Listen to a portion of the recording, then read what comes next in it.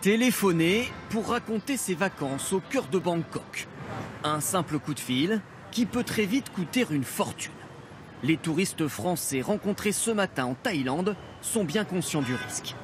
Hors de question parce que c'est inabordable. On se fait flinguer à haute dose. Genre aux États-Unis, je me suis connectée sur le Wi-Fi. Enfin, je pensais être connectée sur le Wi-Fi de l'hôtel, mais non, ça a consommé de la data et je me suis retrouvée avec un forfait important. Ouais.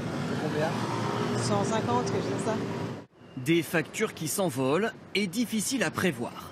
Pour s'y retrouver, il faut plonger dans ces grilles tarifaires.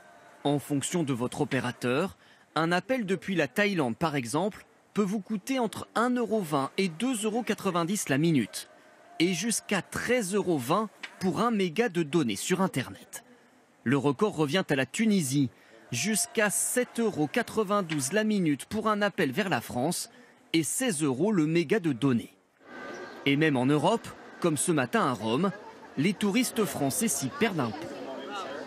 Tant que c'est pas 100% sûr, je préfère me méfier et mettre la 4G au minimum et me servir du Wi-Fi pour envoyer des photos. Ça fait toujours un peu peur, on se dit est-ce qu'on va dépasser, est-ce qu'on va être toujours OK?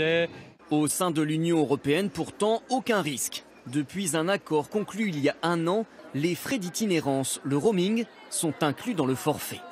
Attention tout de même, cela ne fonctionne que si vous êtes hors de France. Si vous appelez depuis la France vers la Grèce ou vers l'Angleterre, là c'est du hors forfait parce que vous n'êtes pas dans le cadre de l'accord sur le roaming. L'accord sur le roaming ne vaut que si vous vous trouvez à l'étranger, en Italie ou en Allemagne par exemple. Et dans cette jungle tarifaire, attention enfin aux voyages en ferry, même en Europe. Ces bateaux ont leur propre réseau, souvent très onéreux.